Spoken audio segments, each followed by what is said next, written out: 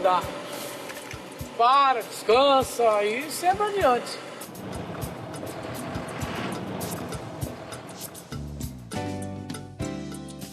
Nossa viagem pelos biomas brasileiros chega ao Pantanal, que possui uma grande riqueza de fauna e flora. Isso por causa de suas características naturais, que não acontecem em nenhum outro lugar do mundo. Esse bioma foi considerado um dos patrimônios naturais da humanidade pela Unesco. O Pantanal compreende os estados do Mato Grosso do Sul e do Mato Grosso. É a maior área de inundação contínua do mundo. O que faz o Pantanal ser tão singular, né? O Pantanal recebe águas de grandes bacias hidrográficas da região central da América do Sul. Essa região é uma região mais rebaixada e, portanto, esses regimes fluviais, quando eles estão nos períodos de receber as águas de chuva, eles formam uma grande planície inundável, né? Mas o que tem de cobertura vegetal nessa planície inundável? São formações de cerrados, então vem a contribuição do cerrado.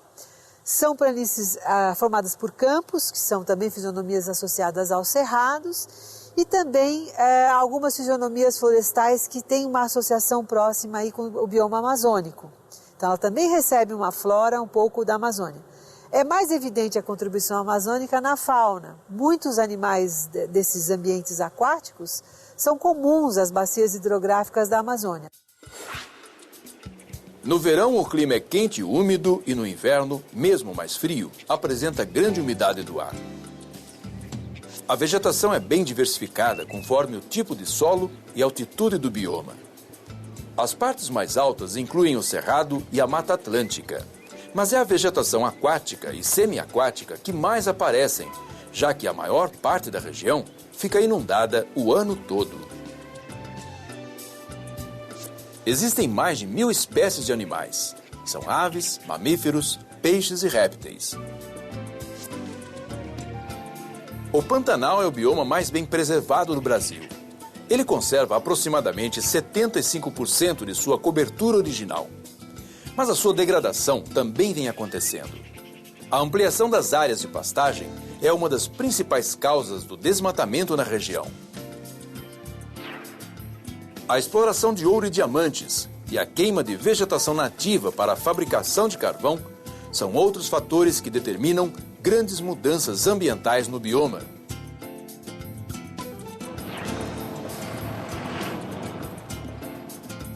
Aquela serra ali, coisa maravilhosa. Com o clima quente e sempre úmido, ergue-se na região litorânea do Brasil outro importante bioma, a Mata Atlântica. Uma floresta tropical com grande variedade de espécies animais e vegetais. Antes do desmatamento feito pelo homem, a Mata Atlântica tinha aproximadamente 1 milhão de quilômetros quadrados, propiciando a formação de nascentes e rios que abastecem cidades. Mata Atlântica, esse nome é um nome para um grande conjunto de florestas. Vocês imaginem que nós não temos uma condição climática única ao longo de todo o litoral brasileiro.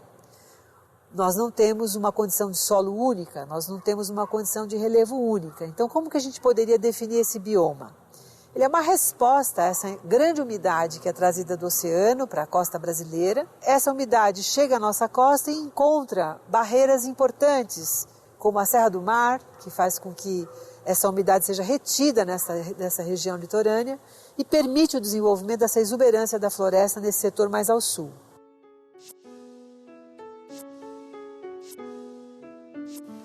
O desmatamento, que começou com a extração do pau-brasil pelos portugueses, continuou com a agricultura da cana-de-açúcar no Nordeste e do café no Sudeste e no Sul brasileiro.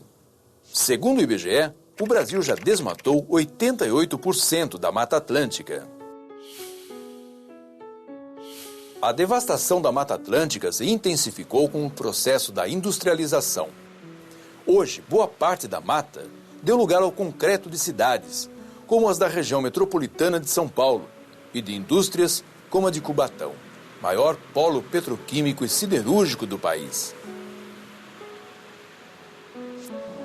A consequente poluição dessas áreas faz surgir o fenômeno da chuva ácida, que acontece quando a água da chuva reage com alguns gases poluentes do ar. Esse fenômeno desestabiliza os ecossistemas da Mata Atlântica, principalmente nas encostas da Serra do Mar.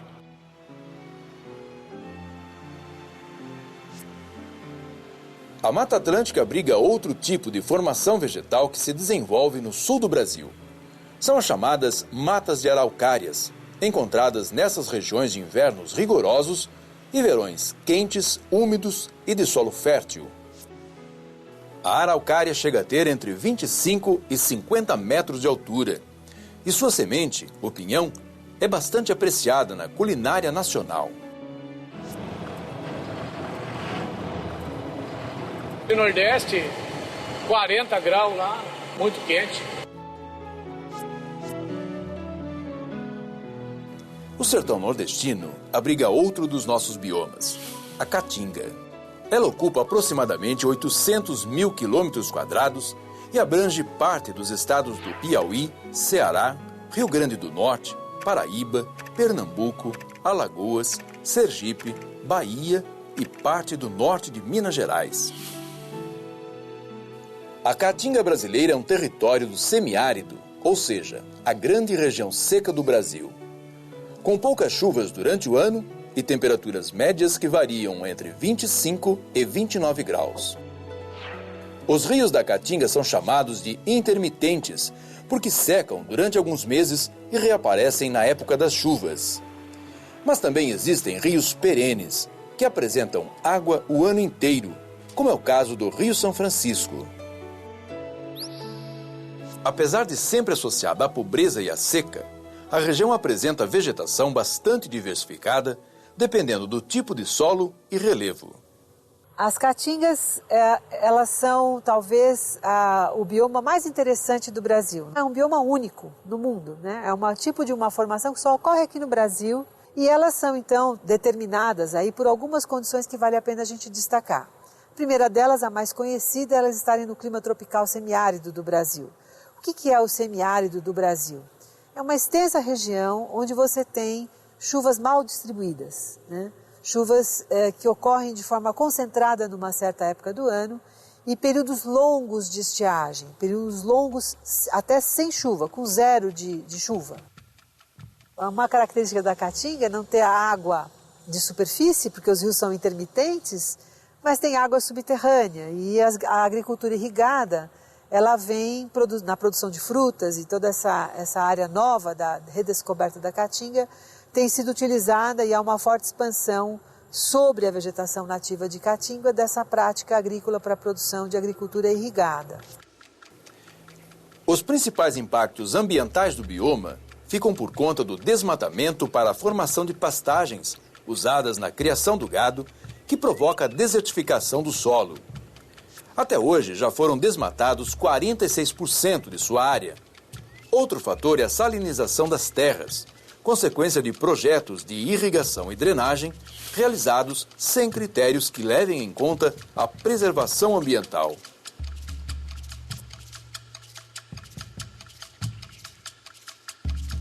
O homem modifica sempre os biomas, porque ele precisa explorar os recursos. A questão é que a gente foi inventando modos de utilizar os recursos sem pensar na renovação dos recursos, primeiro. Depois a gente foi se perdendo nesse caminho um pouco e não avaliando os tipos de usos que a gente faz. Será que a gente precisa demandar tantos recursos para tudo? Precisamos usar tanto ferro, precisamos desmatar tanto, precisamos emitir para a atmosfera tanto poluente, precisamos produzir tanto lixo. Por isso que é tão preocupante a nossa interferência e a gente discute essa interferência.